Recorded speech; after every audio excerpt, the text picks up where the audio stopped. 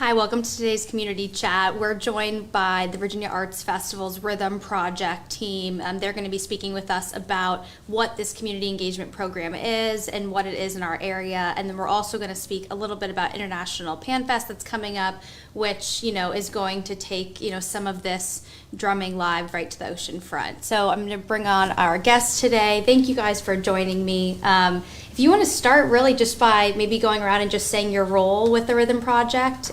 Sure. My name is Dave Longfellow. I'm the director of the Rhythm Project.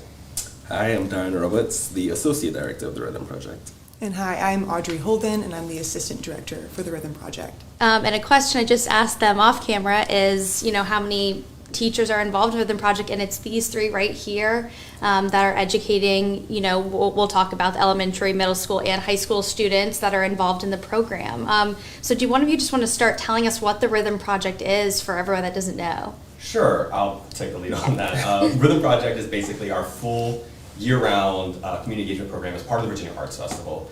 We bring in a lot of world-class artists, and part of doing that is we send them out in the community and also engage with the students in all shapes or forms. But the Rhythm Project is a year-round program where we really work with elementary through high school students.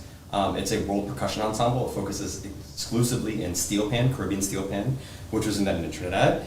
And it's a way for us to basically enrich these students' self-esteem, give them all kinds of structure, and just enrich their lives in a bunch of different ways. And we've been really lucky to do it through this specific art form, and it's been a lot of fun. So that's basically in a nutshell. And I want to add, this is something that's been happening since, I think, 1996. So it's been a part of the festival in this community for a long time. You guys start with kids when they're really young, or some of them.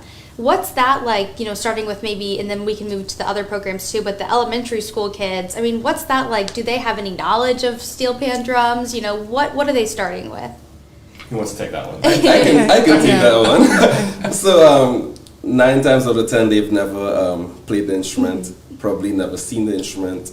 Sometimes when you play the song Under the Sea, they'll realize, oh, that's the instrument from Under the Sea. With the 5th graders, when we teach elementary, it's usually just a 5th grade class. It's their first time being exposed to it, but unlike instruments like strings or the piano, the steel pan is an instrument where you can get really quick gratification, you can learn something very quickly, and I think that's, we use that to our advantage. We can learn numerous songs within a school year, and the students feel fulfilled. So, we love that side of it. And it's so collaborative, right, for the whole class. It's not like one kid's playing one instrument, one kid's playing another. You all get the whole class involved. Correct. Okay. And I grew up playing, I think the recorder was probably the instrument that were given to a lot of us. I'm sure these sound better, no matter your skill level.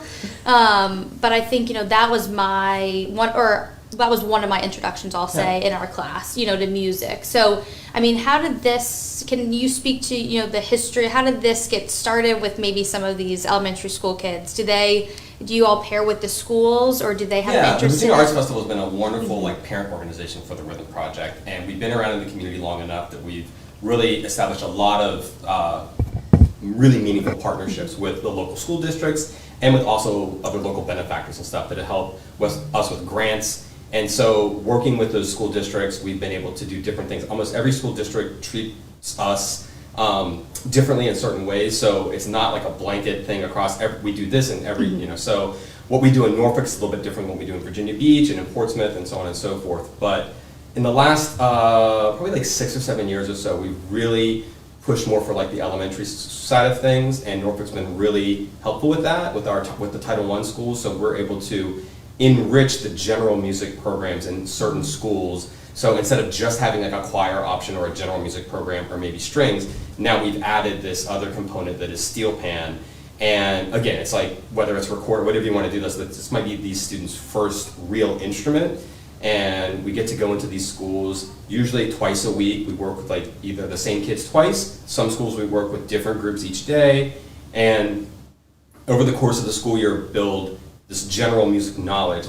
We all learn about what is loud, what is soft, all those things, but to use this instrument in a way to do it. And before they know it, they've realized what a C major scale is and all these musical tools, but we do it in a way where also kind of we can approach it by teaching them a pop tune, something that's a little more, something that's more accessible to them. So as much as we love like band instruments and strings instruments, all those things, it's kind of the entry level is kind of difficult.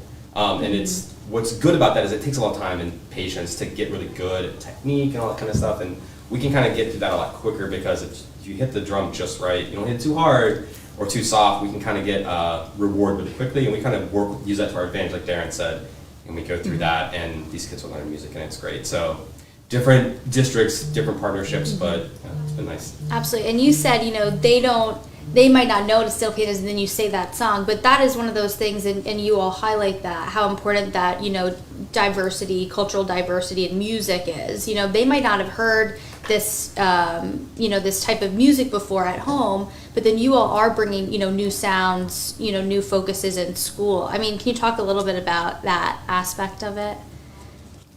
Audrey? Sure. I mean, one of the most important things we do when we bring in this steel pan is the first thing we talk about is where is the instrument from and how is it made? And I think it's very important for students in a more Western-based version of music education to learn more about all of the different rhythms that come from, because there's a lot more syncopation. And the way we teach our kids is not with sheet music. It's mostly by rote. So it's a lot of ear training and listening and finding out where your sound is in the band.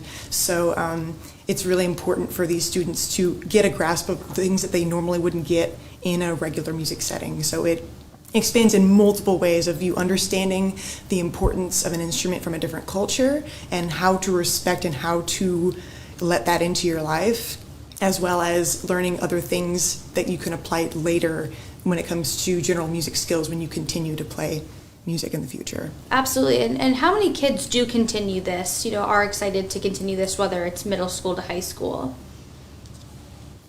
Well, I mean, the way our program works now, it's great because the more elementary school students we see, we have an opportunity to kind of the pipeline, if you will. We have these elementary students who participate in 4th or 5th grade, right. And then we have after-school programs in each district that are for our middle school kids. So these kids, if they really like which happens a lot, okay, this seems cool, I want to continue with it. So then there's an option for them in middle school. Some districts we have school programs in a specific middle school. Otherwise, there's district-wide, you can audition into it afterwards.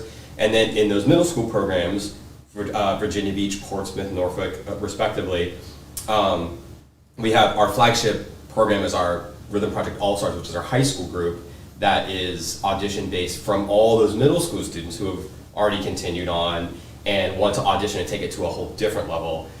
So there's opportunities there. So we always like to get the All-Stars out in performance opportunities, especially in front of our, what we call our rising stars, our middle school students, and our junior stars, our elementary kids, because it's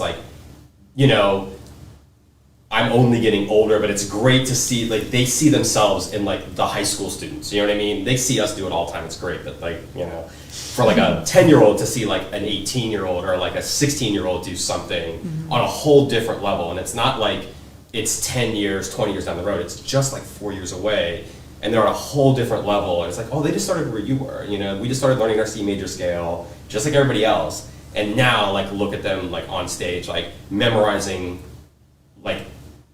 hours worth, 90 minutes, 120 minutes, 2 hours worth of music, and it's just, we started kind of getting them into that thing, and really, they start embracing the culture, and it's great. We just really love it. And we'll talk about it more in a second, but during our showcase concert, we're going to have an alumni portion where in the many different new phases of life that they're in, either in college and beyond, they can come back and play all the tunes that they played while they were in high school and while they were experiencing that. So it's good to always have, I think this is our second year doing the alumni concert, so a bunch of people will be coming back to celebrate again and play. I mean, and that's such a testament to them having a good time in the program too, that they're coming back, they remember the music, they didn't black it out, it's still a part of them, and for people to look at, not only you saying they're looking up to the high school students, but looking up to the alumni as well that are coming back and maybe showing the kids where they are now. Yeah.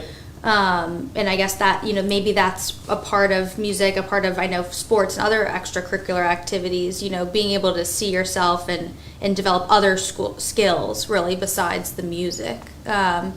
But, I guess I want to hear a little bit more about, I asked about the elementary school, but for middle school students are joining, that can be a hard time, in school and life and growing up. But, do kids that are in this class, do you all feel, like, is it confidence that they're building? Is it other skills they're building? I mean, what do you see from some of those kids?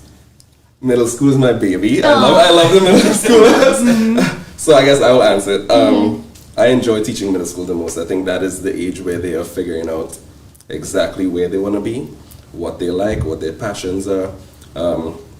I've seen a lot of students show up to my rehearsal sad or upset or crying, and I have seen that shift from the minute they touch the instrument, and that alone speaks testament to what this instrument does and what it is creating for them. Not everyone is going to be an athlete, not everyone's going to be a doctor, and I think this instrument is creating some opportunities for our students, especially at the middle school age where they're trying to figure out, okay, when I get into high school, what do I want to do? Where do I feel like I belong in a community? And I think our middle school group, the Rising Stars, is really helping with that. So, yeah, I love my middle schoolers. I feel it. Yeah. I mean, and a lot of people, a lot of schools maybe don't have the opportunity to have certain arts education, or you have to choose, and they make kids choose, what do you want to do? What class do you want to take? But I mean, that serves as, an argument, obviously, to have the arts education be so important in schools, is it gives you that opportunity. Correct, yeah. Yeah. I mean, do people also on the other side of it, do you ever see them struggle with learning the instrument, or do you think, I mean, it seems like they all team up though, in this class? Yeah, we definitely have the few that they're doing it because they want to get through it, but they know that this is not for them, which is okay. We have many of them that are doing steel pan, but also doing dance or doing sports, and they're also like balancing all of them, but you can tell which one they're more passionate about. And I think that's okay. When I was growing up, I was doing sports and music, but eventually I figured out, what was the something that I was the most passionate about. So not everyone is going to want to continue in high school, but I think just having that opportunity to work with other students and also experience a different culture. So experiencing different cultures doesn't exist as much with sports as it does with the steel pan, so I think that's really good for them. Absolutely. And you all do it, you said, throughout Hampton Roads and different programs in different schools. I mean, that is one thing that, it's a very diverse area down here, in, I guess, culturally, but also, what certain cities allow or what certain cities offer. Do these kids, do they mix but not until the high school age and all-stars? As they go through the program, we start mixing them more. I mean, obviously in our Yeah. elementary school programs, we're like in a specific elementary Right. school, for example, right? But then most of our middle school programs, we're pulling from a couple different elementary schools. So now it's the first time some of these kids might be in an ensemble or meeting friends, just like most sports organizations kind of do, right?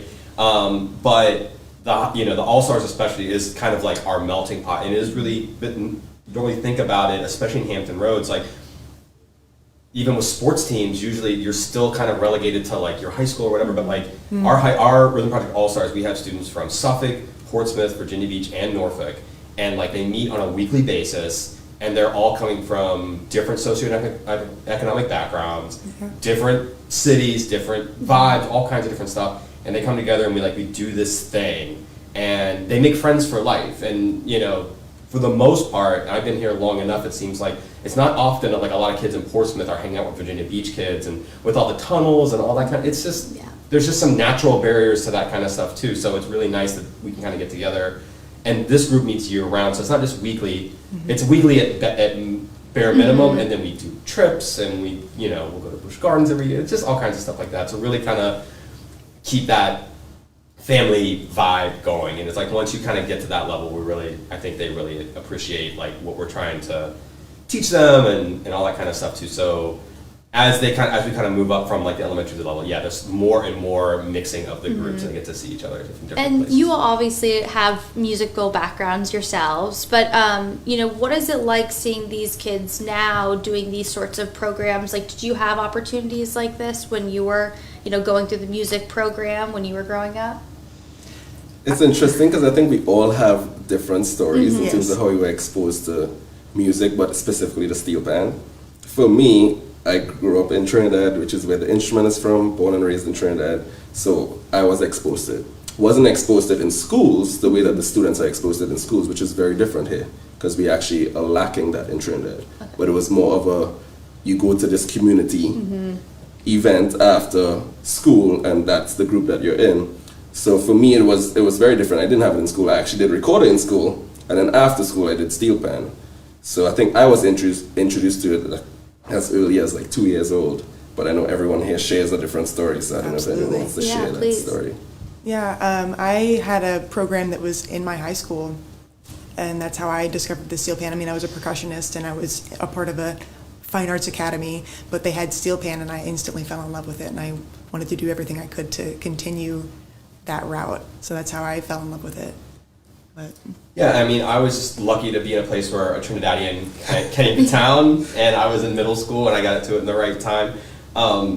Steel pan is funny because I feel, years ago, the United States did a really good job of like putting band instruments in all these schools, like music education, the Sousa effect and all that kind of stuff. And like, I think in the last like 50 or so years, like I feel like steel pan more than any other kind of other instrument, handbells and drum lines and all that kind of stuff are good too. But steel pan is really growing. There was just a handful of Trinidadians that have left Trinidad and ended up in the States and other parts of the world. And where they ended up, they're building pan, they're teaching people how to build pan and tune pan, and it's growing very rapidly in the States. And we're kind of the product of a generation where like we're starting to see the fruits of that labor. Like I just happened to be the right place at the right time, where like, oh, here's some steel pans. We're gonna, this middle school's gonna start, or this high school's gonna, whatever. And so that's how I got into it. But it's all because of that call. And so there's something about pan, I don't know. Once you really get into it, it just kind of takes over. You fall in love with it really hard. Call it the pan jumpy. Pan jumpy. Yeah. And whether it's in Trinidad or whether you're an American learning steel pan, or whether in the UK or in Europe or wherever, in Japan, steel pan's huge in Japan. But like people, once you get into pan, like you really get into it, and then you want to share it, so. Very much so, yeah. That's what we're doing Absolutely. Now. And well, you all, we said, you three are really leading this, and so you get a hands-on experience seeing how all of these kids, develop this interest or see this on a daily basis. I mean, is there anything you're noticing, especially you've been with the program, that you've seen change or develop or shift with some of these kids? I guess seeing some alumni come back now, what it's meant. I mean, I'm just really happy to see that's kind of where we're at now. Mm-hmm. It used to be like, okay, well, here's a nice enrichment opportunity. But being here as long as I have and being able to take over as director in about 2014, it's really been nice. The Virginia Arts Festival's really let us have a bigger vision for this. It's like I said, it's an ensemble here, an ensemble there. It's like, okay, what's the long, getting these kids from elementary in through middle school into high school. We have students now that are deciding they want to go pursue music. Some kids are playing pan. There's a jazz major with steel pan at George Mason University, and some kids are going there. So to give these kids like life skills, not steel pan isn't everything, but being a part of the All Stars really kind of makes you a really well-rounded young adult. There's a lot that goes into it, whether it's logistics and learning how to move equipment and chain of commands. We have captains and section leaders and all that kind of stuff, just like any other well-run organization. Mm-hmm. I think whether it's a sports team or like marching band, stuff like that. And now that like we're to the point where like the students are coming back, the alumni is, we do an alumni component every 2 years. These kids are now having kids. I'm old enough that I'm seeing kids, so start their families, and like to have like this like foundation here that like they all came through this is just really kind of humbling and sweet, and I'm excited to see it grow even further. So absolutely. And I want to ask about the showcase, because that's something that's coming up, and it's an opportunity for people in the public maybe to see what these kids are doing. So can you talk to us a little bit? That you said June 3rd. Saturday, June 3rd. Yeah. Mm-hmm. Who wants to take that one? We're going to have all of our middle school groups that will come and play, as well as our high school all-stars and our alumni group. That will be on June 3rd at 7:30 in the Perry Pavilion, which is downtown right next to our Virginia Arts Festival building. So it'll be just a brief move of us moving all of our equipment over to the tent. And that's a really great time for us to all come together at a big tent and showcase all of our groups together. We love whenever our middle schoolers get an opportunity to really dive in to the amazing energy that our high schooler students have, which is always a blast. That went really well with our program Rhythm Live earlier, where we had our elementary schoolers see our high schoolers, and they just came back on cloud nine talking about how much they wanted to be like them and dance like them and have fun like them. So yes, it's that's available to the public, and that's on June 3rd. So I hope that a lot of people can come out.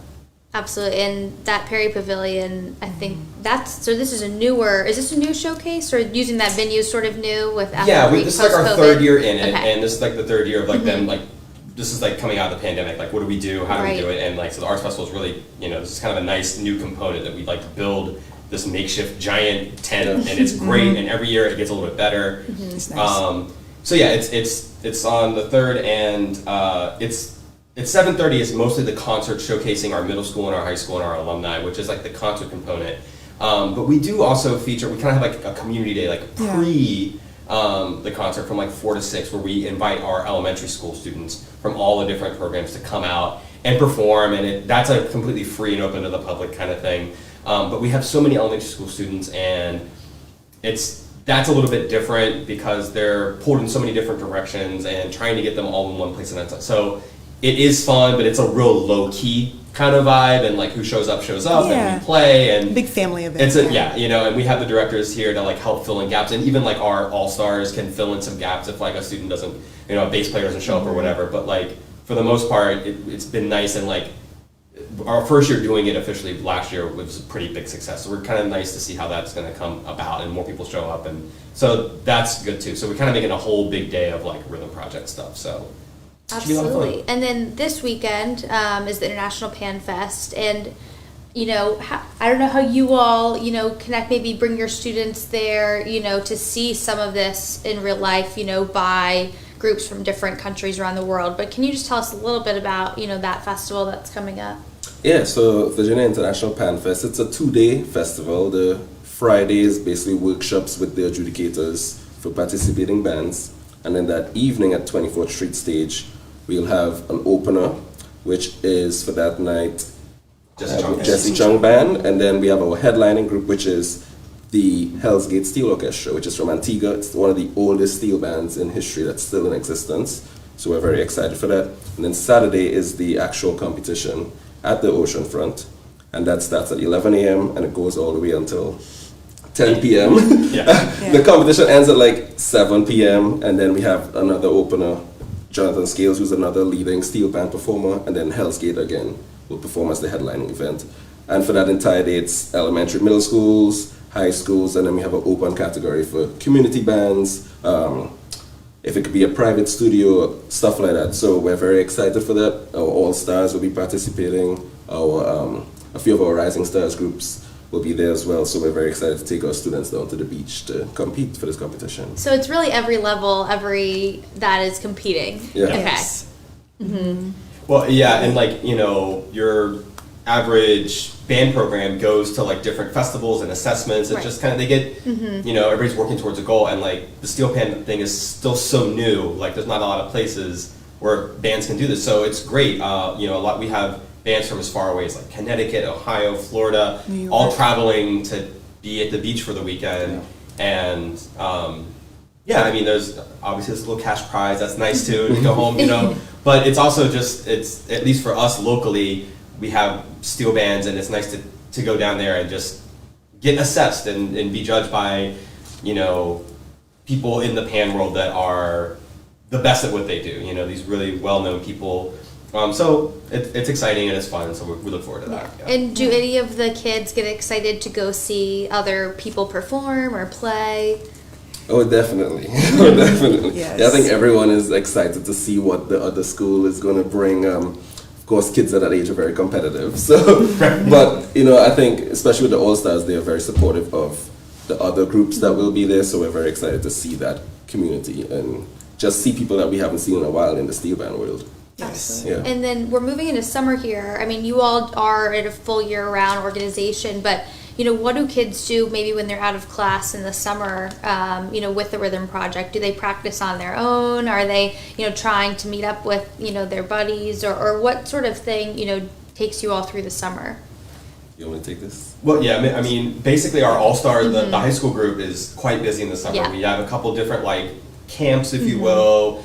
That's like the beginning of our season where we're kind of like start learning all new music, and it kind of puts everybody on the same kind of page, because part of this whole like let's learn music together, this rote thing, is learning how to memorize and all that kind of stuff. So we want to make sure everybody's learning new stuff at the same time, so everybody's kind of on the same level, and that's a lot of fun. But it's also a break for like some of our middle school and our elementary school kids, because we see them a lot during the school year, so they get a summer break. But for any of the middle school kids who are like interested and they want to see what the high school is doing, they're more than welcome to come around. They know when the camps are, and we invite them to. We all-stars have plenty of summer performances, so yeah, there's a lot of different opportunities there. But it's mostly we focus on the high school. Yeah.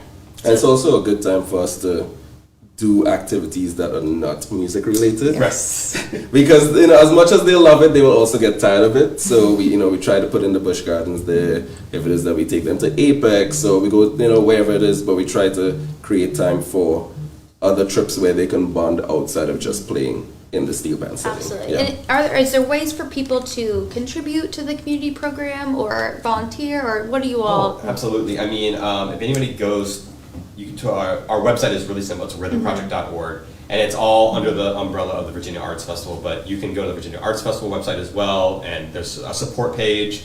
Connect with like our development department. They're more than happy to talk to you through all that kind of stuff, which is great. So it's nice to have a parent organization where we're very busy teaching all these different ensembles, but they help like fund the grants and all that kind of stuff and keep everything working from like a business perspective, which is great. So, because without funding, we wouldn't be able to do this. And there's a lot of time that we spend teaching and logistics, and there's just so many ensembles and stuff. So it's great that like, the one thing I don't have to worry about is like the finances of Right. like how, so we work with our grant writers, but it's nice to have like a full-time grant writer that like is always on the lookout for other things while we're out teaching. So it's been great. Yeah. Absolutely. Well, thank you all so much for coming in today and giving us so much of your time to talk about this. And then I just wanted to point out before we end, that there is B-roll that's been playing throughout this, and I will also link to your website on wavy.com, but people can actually watch this chat and see, the performances, and they can see,